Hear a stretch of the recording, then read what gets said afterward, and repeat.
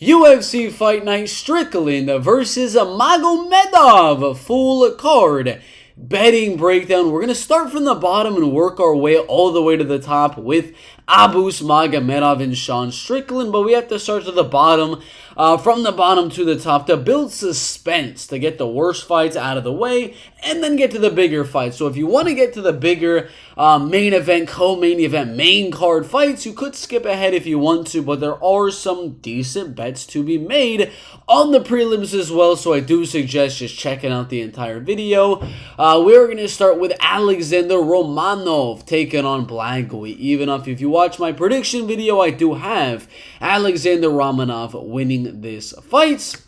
32.5 years old versus 36 years old. This one is really close in my opinion. And Blagoy Ivanov is not a finisher. That's the first thing I want to get off during this betting breakdown is win or lose, this guy does not end the fight inside the distance. Inside of the UFC, 3 wins and 4 losses all have been decisions. Outside of the UFC, I mean, Josh Copeland and Caio Alensar, these dudes are not good, and these fights are going to a decision as well. He did lose one fight to Alexander Volkov by rear naked choke, which is a little bit worrying, but that was a long time ago.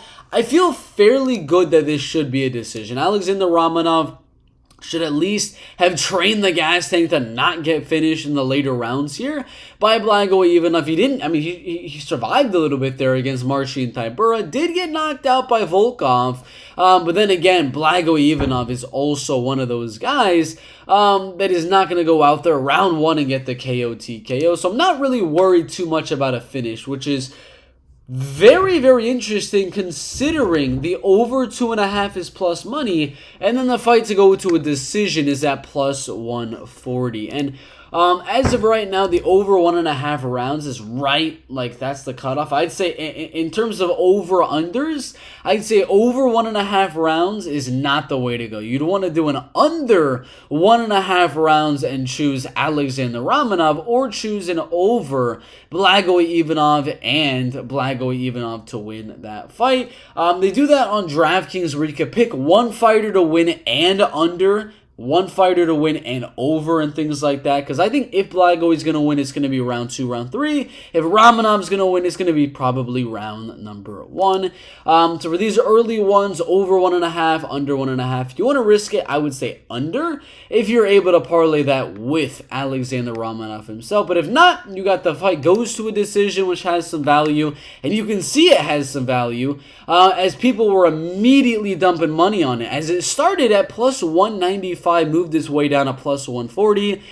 Even the over 2.5 rounds right there is then now at plus 115. So I do believe that over 2.5 rounds or goes to a decision most definitely is going to have some value. Ivanov is not getting the submission, obviously. Romanov wins by unanimous decision on Bovada is very interesting as well. Romanov just straight up by decision, doesn't even have to be a unanimous. Plus 410 right there on Unibet is really very valuable, because you look at Ivanov by decision on the same websites at plus 285. So I would actually venture to say that goes to a decision plus 140, as well as the plus 410 on just straight up Alexander Romanov by decision. That's a valuable bet. It is very risky considering how much of a finisher Alexander Romanov is, but I think that definitely has some value. 4-1 for him to win by decision, and so far inside of the UFC, for Alexander Romanov, he's had wins over Jared Vanderaa, Roque Martinez, Marcos Rogerio de Lima, Chase Sherman. Those are all finishes round 1, round 2. Then he had one against Juan Espino, a guy that's never been finished. Marcin Tybura, that one went to a decision against a guy that never been finished. That has never been, I don't think he's been submitted, if that's what I'm remembering. I don't remember a fight where he's been submitted. Yeah, he's never been submitted. So guys that have not really been submitted recently, not getting finished in most of their fights, Romanov tends to win by decision or lose by a decision. So for this fight, I don't really like the money line either way you go. Minus 130, plus 110 for Ivanov. Not really a lot there, but plus 410 on Romanov decision, and then just goes to a decision.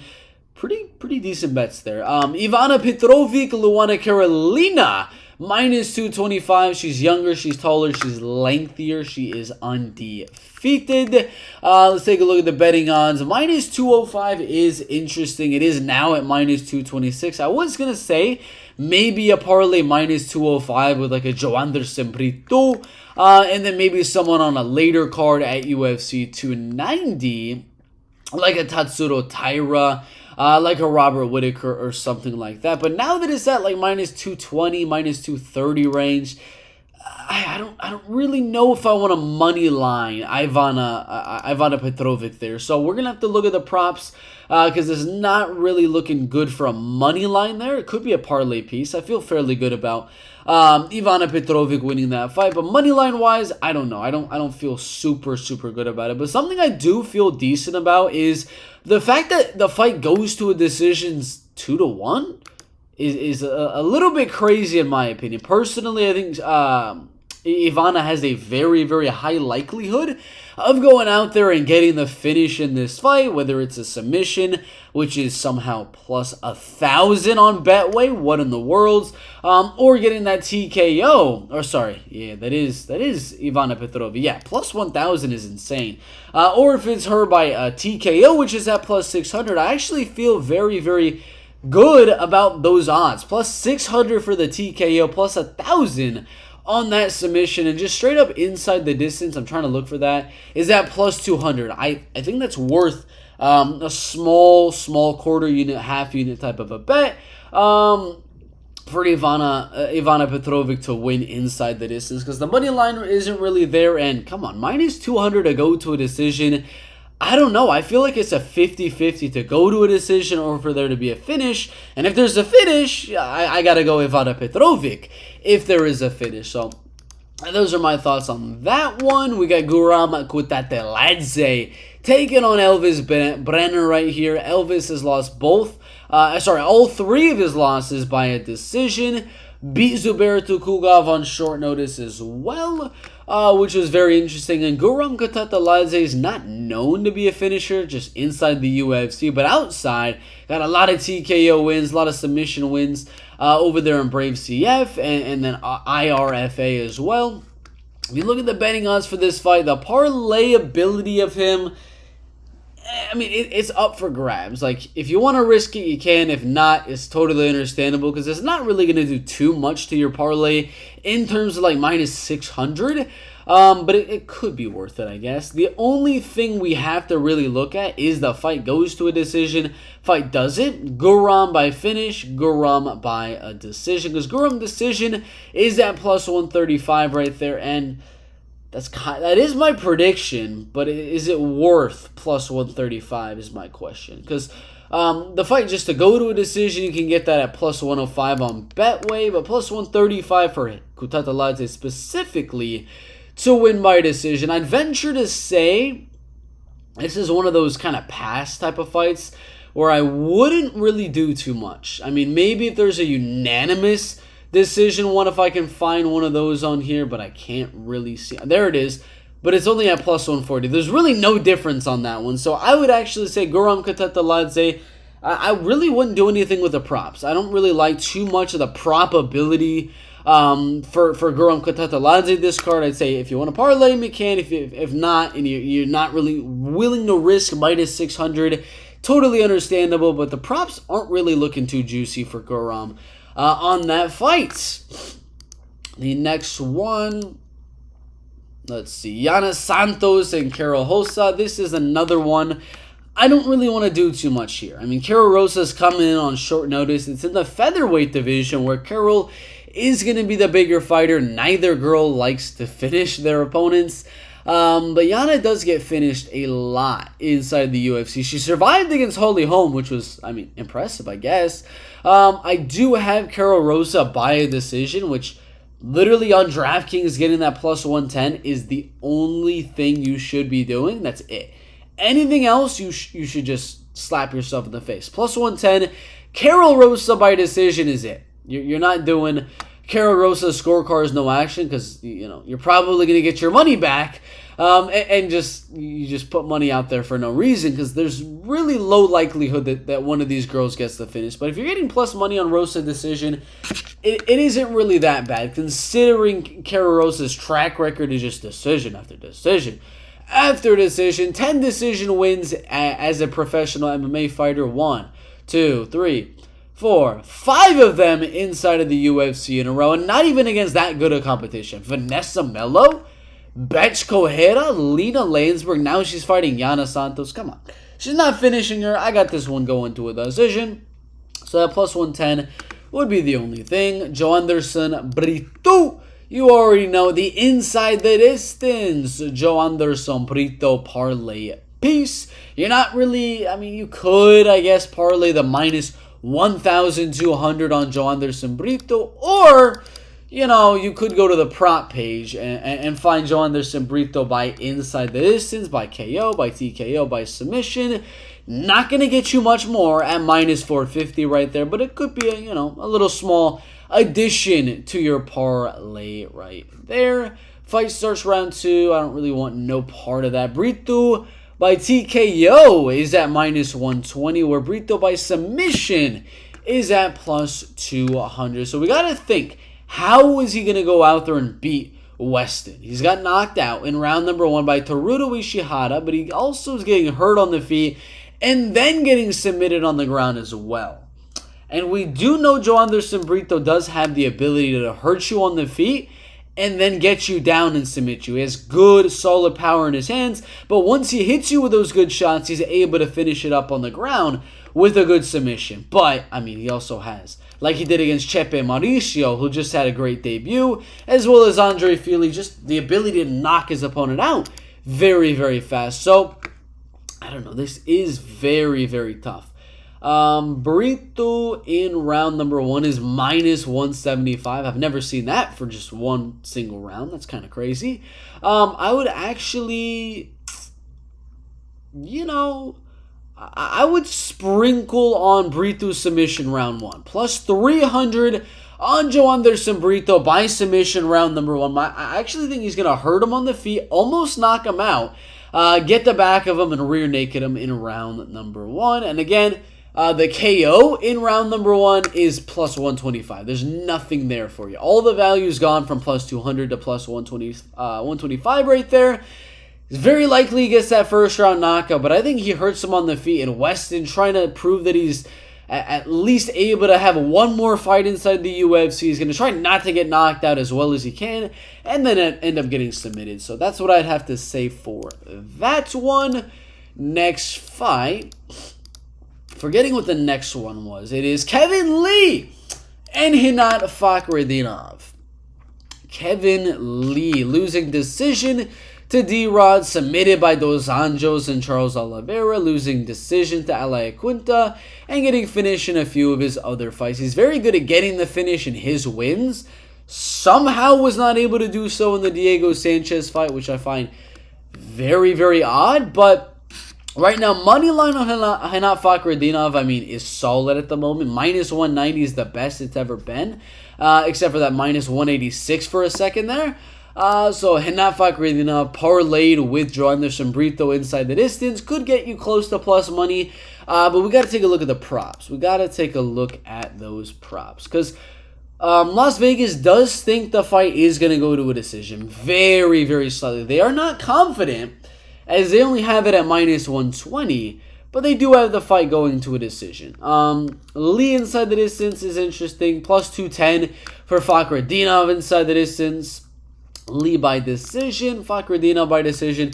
There's not enough value on any of these bets in my opinion. Even Fakhretdinov by decision, which is my prediction, is at plus 180, and I don't think there's enough there to warrant me putting like a significant amount of money on Fakhretdinov by decision right there. And I mean Kevin Lee, I don't remember the last time he's been knocked out. It was Leonardo Santos back in 2015.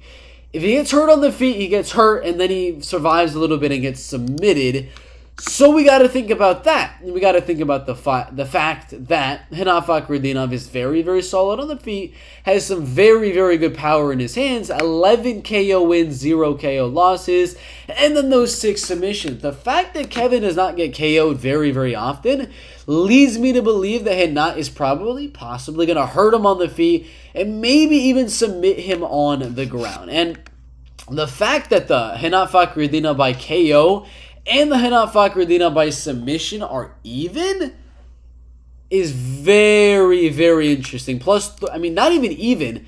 They're saying is less likely for the submission, where I actually believe it's more likely Fakhretdinov gets a submission than the TKO. You got plus 350 for Fakhretdinov TKO and plus 650 for Fakhretdinov by submission. I think that has a lot of value. A lot of value. Again, it might not hit, but that's a plus 650 bet. It is a valuable bet in my opinion.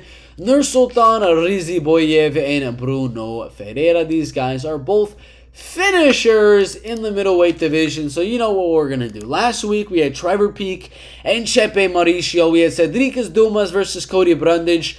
A lot of fights. You're 100% expecting one of those guys to go to sleep. I don't really care. I mean, I'm gonna sprinkle on that Bruno Ferreira by decision at plus 1,100. He's got more power than Nursultan on the feet, and Nursultan has the ability that if he does get hurt, could grapple, could wrestle, and survive. Not saying that's what's gonna happen. I'm not even saying that's my prediction because I got Bruno inside the distance, but plus 1,100. For Bruno Ferreira by decision. Come on, ladies and gentlemen. We're going to sprinkle on that all day, every day. Next one, Benoit Saint-Denis, Ismail Bonfim. I do like Ismail Bonfim, possibly as a parlay piece. You lost a lot of value earlier on in the week because a lot of money is coming in on Ismail Bonfim in the last few days. I was going to say I like the inside the distance bet, but it's really nothing. Plus 100, minus 100 on Ismail Bonfim inside the distance. Even if you want to risk it on Ismail by decision, saying Saint-Denis shows his toughness and is able to survive, you're only getting plus 200 on that. So there's not really a lot there for Ismail Bonfim in this fight, in my opinion. I don't think he's going to go out there and submit Benoit Saint-Denis, but I do believe if he's going to go out there and get the finish, it would have to be the TKO. So if you're going to do anything at all in this fight, it would have to be Bonfim TKO. Personally, I say no. I'd rather just do a parlay piece, a money line type of a thing, and just not worry about the props in that fights.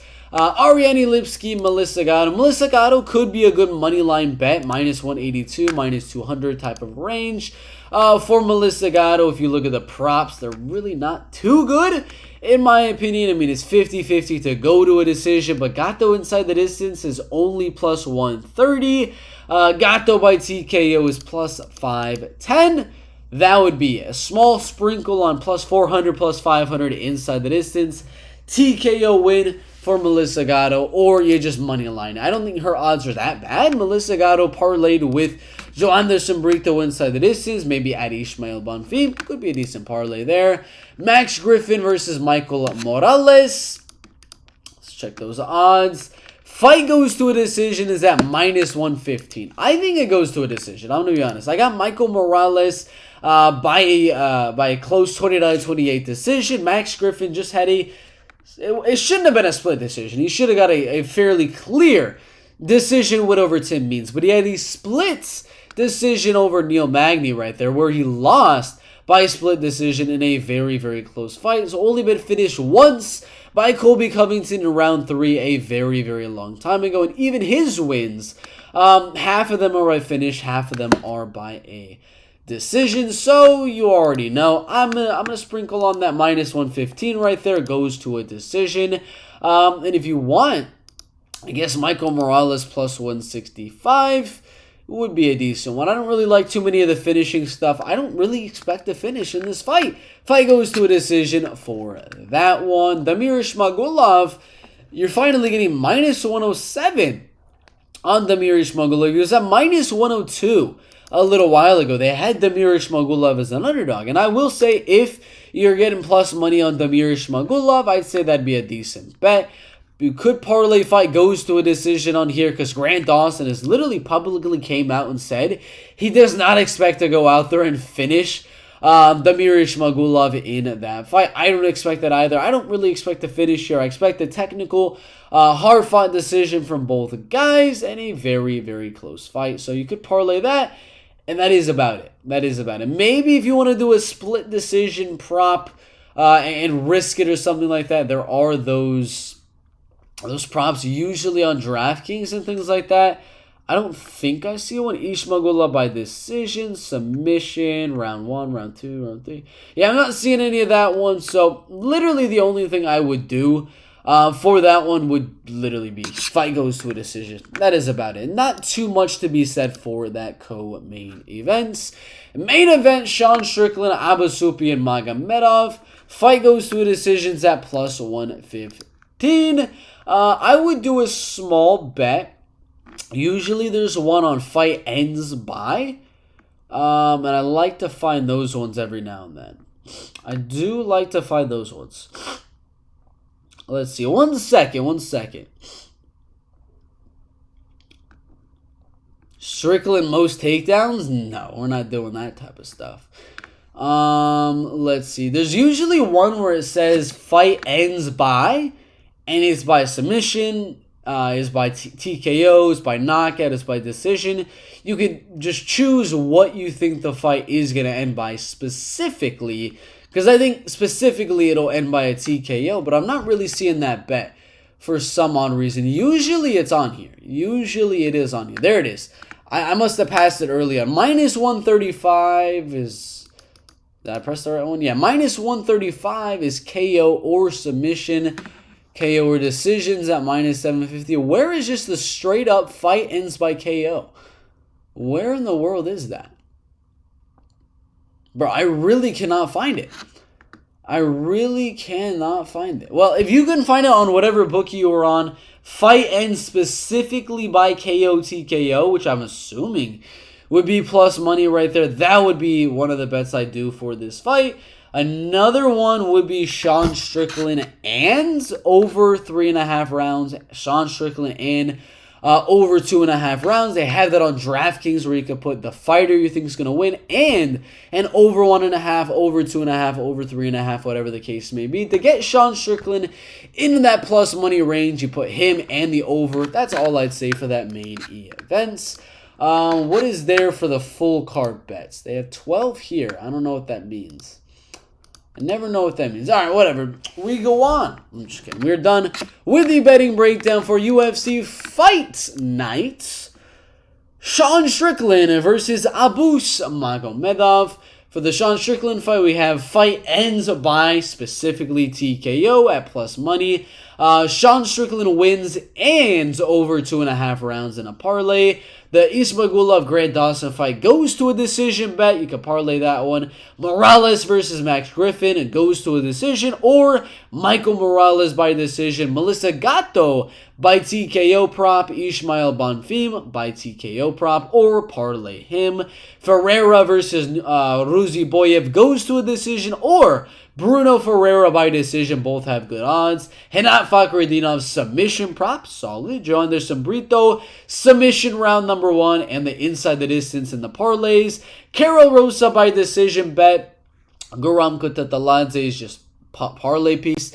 Ivana Petrovic inside the distance is very, very solid. And Alexander Romanov by decision or fight goes to a decision. All our bets, I think, are pretty dang solid. And a quick little parlay for you guys that want to do one. This is just off the top of my head. Ivana Petrovic, Guram Karatayev, Joe Anderson Brito, Henat Fakhretdinov, Ismail Bonfim, Michael Morales, Max Griffin goes to a decision, and Damir Ismagulov, Grant Dawson goes to a decision. Probably get like plus 500 on that parlay. Thank you guys for watching. Like the video, subscribe to the channel. That is your betting breakdown. We'll see you in the next one.